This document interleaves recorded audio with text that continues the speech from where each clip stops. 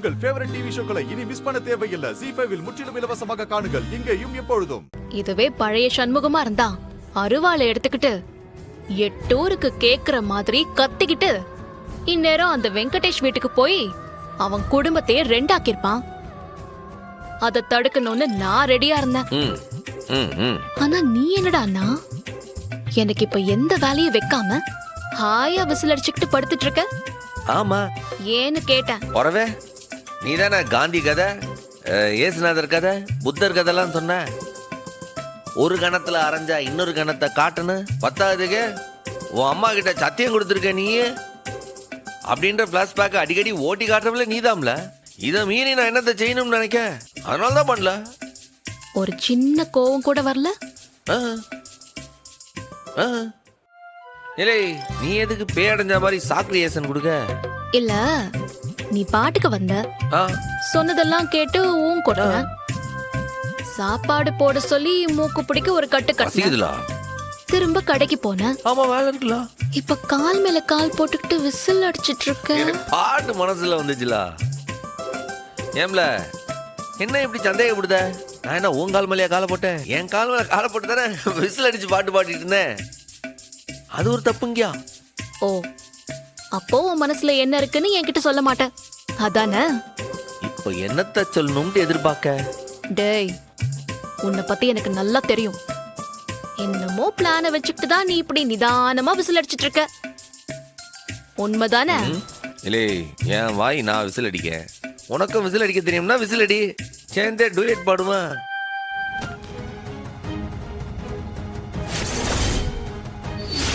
என்ன வாத்தே, வாத்தியார் வர நேரமாது, நீ என்ன டைமுக்கு வர?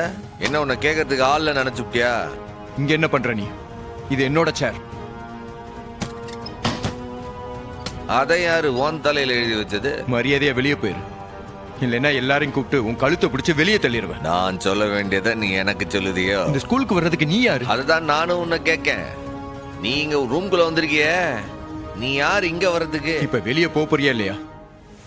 அது பிரின்சிபல் சேர். அதனாலதானே நான் உட்காந்துருக்கேன். ஏண்டா, இப்ப நான் தானே அந்த ஸ்கூலுக்கு பிரின்சிபாலு. யாரு நீ? நீ பிரின்சிபலா? நீ என்ன படிச்சிருக்க? 4ஆப்பா இல்ல 5ஆப்பா? இது படிப்பு மூலமா கிடைக்கிற பதவி, அடிதடி மூலமாலாம் வாங்க முடியாது. ஆனா இந்த பதவிக்கு ஒழுக்கம் ரொம்ப முக்கியம்ல.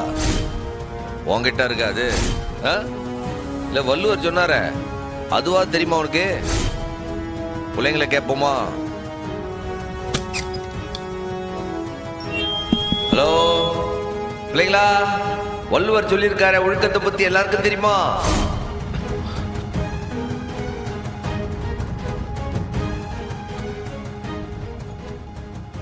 ஒழுக்கம் விழுப்பம் தரலாம், ஒழுக்கம் உயிரினும் ஓம்பப்படும்.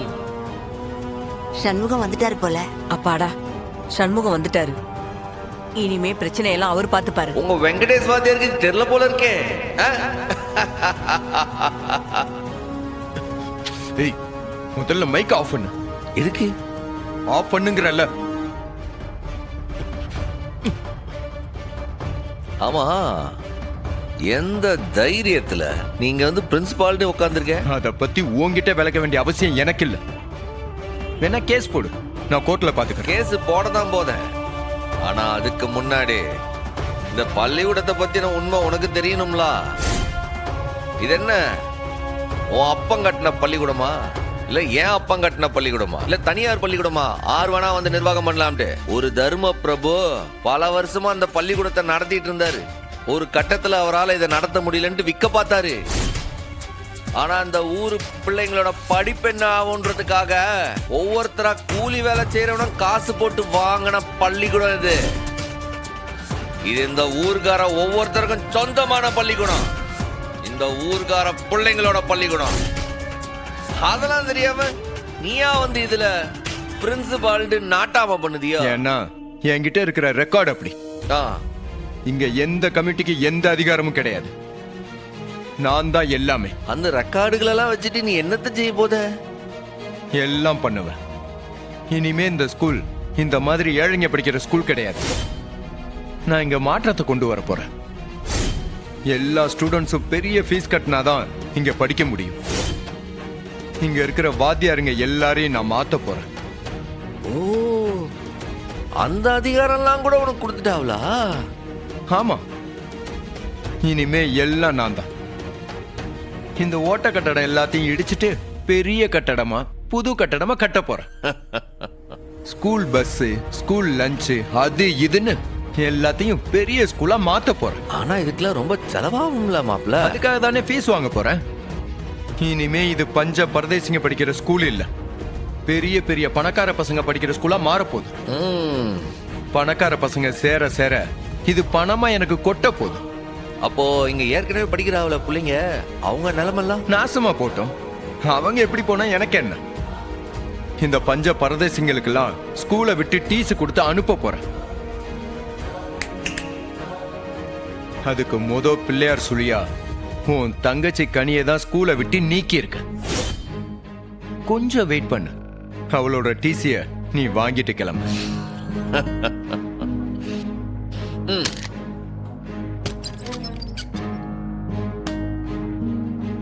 சரி, நான் கூட நீ படிச்சவன், உன்னைய சமாளிக்கிறது கொஞ்சம் சிரமமா இருக்கும்னு நினைச்சேன். ஆனா நீயே எல்லாத்தையும் சொல்லி ஈஸியாக்கி விட்ட. நல்லதுக்கு தானே. என்ன சொல்ற? நானத்தை சொல்றது, சொல்றதெல்லாம் தான் நீயே சொல்லிட்டியே. இனி செயல் மட்டும் தான் நம்மளுது. பாரு என்ன நடக்க போகுதுன்ட்டு. கொஞ்ச நேரத்துக்கு வேடிக்கை மட்டும் பாரு.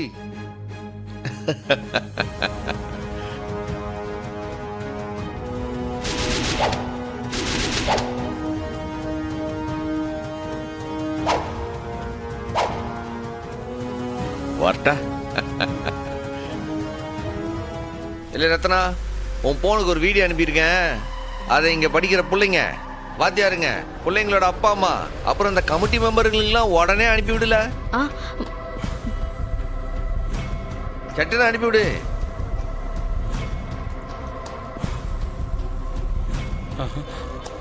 இனிமே இது பஞ்ச பரதேசிங்க படிக்கிற ஸ்கூல் இல்ல, பெரிய பெரிய பணக்கார பசங்க படிக்கிற ஸ்கூலா மாற போகுது. ஏற்கனவே படிக்கிறாவல பிள்ளைங்க, அவங்க நிலைமெல்லாம் அவனுக்கு எப்படி போனா எனக்கு என்ன? நாசமா போகட்டும்.